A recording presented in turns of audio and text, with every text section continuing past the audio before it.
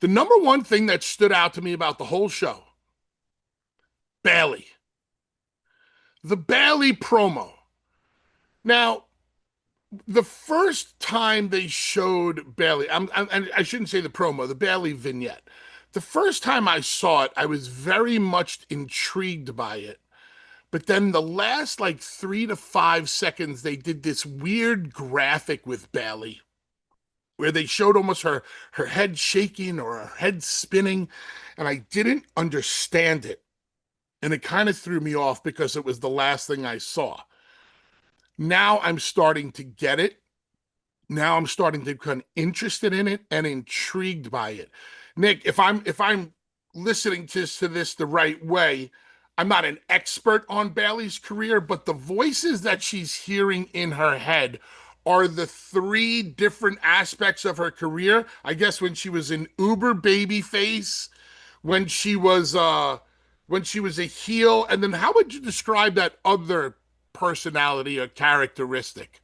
Like, is that the ding dong era? I that would be my guess. I was just gonna say I'd say ding dong to like keep it simple because yeah, like that's just the last, and it was hosting a show and then kind of just being there. You know what I mean? Okay. So I really feel like yes, and there is those different voices. Great point. I've been loving watching these, and the first one really made me excited because it didn't seem produced. It didn't seem like here's the halting cadence that we all use for our promos, or here's how you go, but I'm the greatest of all time, baby, or whatever the hell. It's like when you can take that out, not always, you're supposed to have like certain ways to do a promo in the ring, but when you're trying to make something legit and seem real, this is the way you do it. You have it well produced, but not in the pro wrestling way. It looks nice, but you just let someone go. You're almost like these are questions that when you're driving to the next town, you're like, what the hell do I need to switch up? Oh, remember when the boss liked me every week? Oh, I was doing this character. Yeah, the people loved it too. But then you have the ups and the downs, and then those real conversations that all of us have in the car every day, focusing on getting to next Monday. Or if you were off TV one week, and you get Michael Hayes going, it's good to be off once in a while, and you're like, oh my God, are they firing me? Am I done? What do I got to do next? And it is constant 52 weeks a year like that. So this hits home to a bunch of us because we can definitely feel like this is not the pro wrestling version of it. This is, hey, why am I not in that gold circle? I did these characters. I did the work. I was world champion. I was there for everybody. I was anything they needed, I did. And sometimes you have to sit back and go, where did I go wrong? And sometimes you don't go wrong. Sometimes you just did everything. Sometimes you did everything. You were either selfish or you weren't, but you don't go wrong. It's Hollywood, and not everyone can be on top at all times, especially if there's a handful. And watching her go through, well, I did this, I did that. Okay, no, stop trying to tell me to go back to that. I got to do something else. It's just so genuinely real in a world where we all know everybody's fake fighting. It's really interesting to me, and I believe you just said it. I think fans are entertained by what Bayley is doing, but it's truly hitting home with the boys Yeah. because professional wrestling is an inherently negative industry. We're always walking on eggshells. We're always looking up to see where the black cloud of fear is looming today. We're always wondering who said what. Am I doing okay? Did I say the wrong thing? Are my clothes nice enough? Blah, blah, blah. So when I'm listening to the negative go through Bailey's head, I'm like, wow, I understand what that's like. When I hear the positive, I get it, but I almost think that with the positive that we're hearing from Bailey is considerably less than the negative voices that are going through Bailey's head because that's what goes through a wrestler's mind. You yourself, you'd have had a lot of positive things happen in your career. But you could probably sit there all day long and go, this went wrong. This sucked. I wish I would have changed this. And I wish they wouldn't have looked at me, with this set of eyes on this day. And I think that's why it's working with mental health awareness being as prevalent as it is in 2025. I think people can really sympathize and get on board with what Bailey is going through right now because Yeah. Bayley just doesn't think that she's good enough. Yeah. And even if it's hitting home with the boys with the genuine conversation she's having with herself, which is very, very comically real every day. Like even if you're just in some other job, you're wondering like, oh, the boss wants to take credit for my work here, or why was I so nice here when I could have been the team leader here? Like this is all real stuff, like word for word that goes through our heads in this business, but in other business too. I really think it's going to relate to everyone else eventually. It's not the same situation, but you do go, man, why was I asked for the more responsibility to help out, and then the boss took credit with the other boss, and then now I'm stuck here, and now they all rely on me. And it's like sometimes you got to cut someone's throat to get ahead, but like, did I do it at the right time?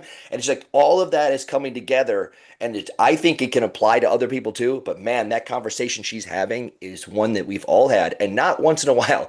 4 nights a week when you're driving to the next town for those 4 hours, you're just going, why did I tell Vince? Yeah, sure, I'll take that finish. Or you've come to the back, and I swear he said great job and gave me a thumbs up, but then the next week I'm not on TV, so what the hell am I doing? Like you heard the crowd, but maybe I'm not their guy.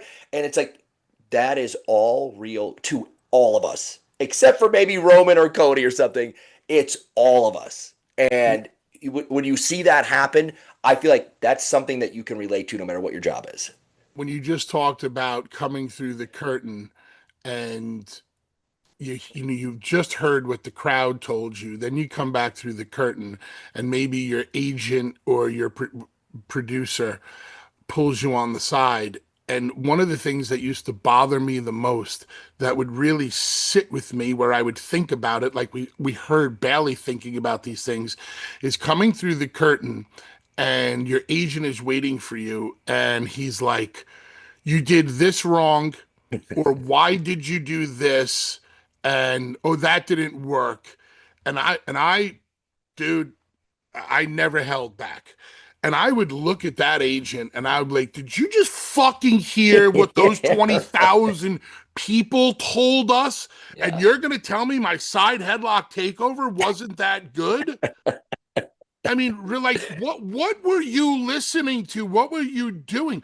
But and I would get angry and I would challenge them, but then I'd be damned that if when I got in the car, even though I knew I was right, or at least I felt justified, that agent's words are ringing in my head Yeah. because I know after the show, that's what that agent probably told Vince. His side headlock takeover sucked, and oh, he was difficult after the Oh, match. And yeah. that's where the negative Yeah. snowballing starts. And it really is difficult for wrestlers to stay positive because we're always being told what we've done wrong. The pats on the back are few and far between. And I've always said this, and Chris Jericho, one of our good friends, I told this to Chris a long time ago in a galaxy far away. I said, there's only two ways a boss can show his appreciation for one of the boys. I said, put an extra zero on our paycheck or pat us on the back. And I said, you know what? That pat on the back goes farther sometimes than that extra zero on the paycheck. Yeah. Because sometimes we're making so much fucking money and things are so good that the extra zero doesn't even matter. Right. We'll make it this week or we'll make it next week. But Right. that pat on the back means a lot.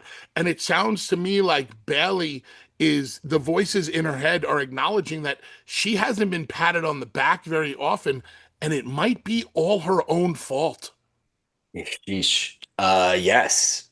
You're saying in different words and different got there differently. Like, was I too affable? Was I too easy to work with? Was I not selfish enough?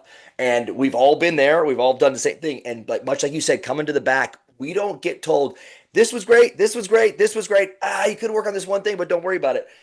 Even in 2025, and me, I'm someone who's I very rarely would get the pat on the back even if it was well done, and you would just go, I got to a point where I just like, I go to Michael Hayes, Michael, what? What was wrong? And he'll be like, nah, it was okay. I'm like, just fucking tell me the one thing that you got. He goes, well, we went to break a little earlier than you got to. I'm like, okay, just tell me that. I'll fix it. Done. Got it. And then like fist bump and walk away because sometimes it's all negative and we're in our heads negative. But like you said, sometimes no matter what the hell happens, you hear that crowd and you go, hell yeah. It's all erased. We heard him. I did my job. He wanted the biggest pop in the world on this guy pinning me tonight in a 6-minute match, and we got it. We teased him with a roll up one last time that they didn't think was going to happen, and then we hit that damn spear, and they blew the roof off. And you come up, and you're like, yeah, hell yeah. And you want to high five your buddy or TJ who's waiting for you, and then someone goes, well, he could have been a little cleaner on the headlock takeover. And you're like, all right, okay, all right, thanks. And then if you're, much like you said, like me, I come back there and I'm like, follow that, motherfuckers. And then you get pulled aside, and then you end up throwing a case of water or getting chewed out. And you go, well, no one's pitching for me next Monday to come out and be the hero. So I get it. You totally understand all those situations. And the great point that you said, it might be her fault, which is crazy but real. Was I too easy to work with? Should I have slit some throats and stepped on some necks to keep going? No, I was over. I was loved. I loved doing this. I kick ass at it. I was the champ. I was on top. And what did I do? I didn't just keep cutting throats. I was being nice and helping others. And you know where that gets you in Hollywood? Nowhere, man. Or you had your 15 minutes. So then you have to go, okay, do I go back to being that person? Or do I start over? Or do I cut everyone's throat and go, I have what's inside me to be the best of all time, and I'm not going to sit back and let people stand on me. It's like you ask about Bayley. Hey, what's your opinion on Bayley? Oh my God, she's so nice. She's Yeesh. such Yeah. a. I didn't even finish my. But that wasn't on purpose. I was just like, oh yeah, yeah, that's That the was deal. just so reactionary, right? Oh, she's so nice. Yeah. She's such a great wrestler. I love being in the ring. All this positive, but girlfriend can't find her a spot on the card, or she's going out there every night and she's looking at the lights.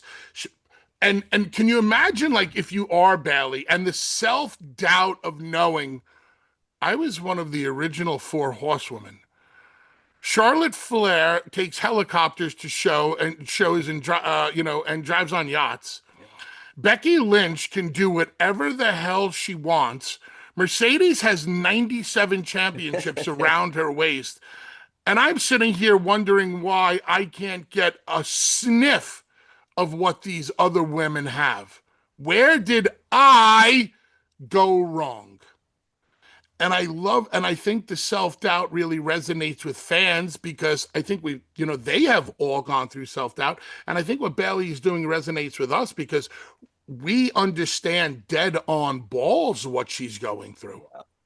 Yeah, we get it. And also when you emphasized what did I do wrong, that's fantastic because even if you're full of shit to yourself, you're not sitting there going, why didn't they push me? Why didn't they give me this shot? Why am I not the champ? No, it's like, what did I do that put me in this position right now? Because I have to get myself out of it. The company sure as hell not looking to do it. And I'm willing to go out on a bet here. Again, I'm making this up, but she probably was like, just had nothing going on and was like, I'm losing my mind here. Can I have some fun with the camera and vent a little bit? It probably wasn't Hunter going, we'd love to get you back on TV in the main event scene. How about you do some crazy Sybil stuff from a movie? No, she probably had to go above and beyond. Give me a shot. Let me film something for 30 seconds. If you like it, you put it on TV. If you don't, I'll go back to sitting around and signing autographs and telling and everyone saying how great it is to be around me. Great. Okay. We've all been there. Even when you're the champ and you're passing the torch in 2 months to someone else.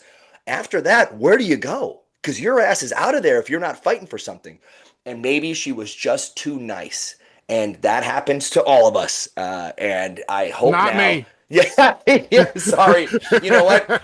You make a great point. Yeah, I was waiting for my phone to go ga-ding, ga-ding, ga-ding, ga-ding, ga-ding. Like, yeah, we know.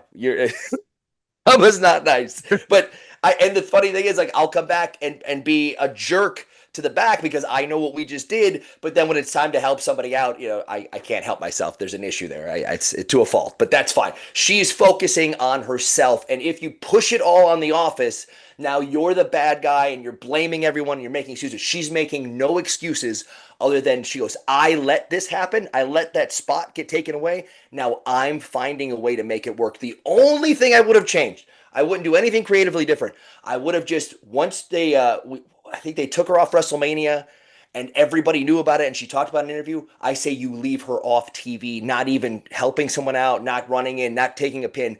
gone. And then you get a total refresh. And then when those vignettes show up, you find out, oh, right, I forgot. You get to forget about her for a second. You get a little bit of a clean slate. She gives you the rundown of what she used to be, and she's sick of this shit, and she's going back to something to being a killer. And you go, total refresh, got her. I don't know what she's doing, but she's nuts. And now I'm kind of rooting for her. Whether she's crazy or not, I want to see what she's got. And then you get a little bit of a reset.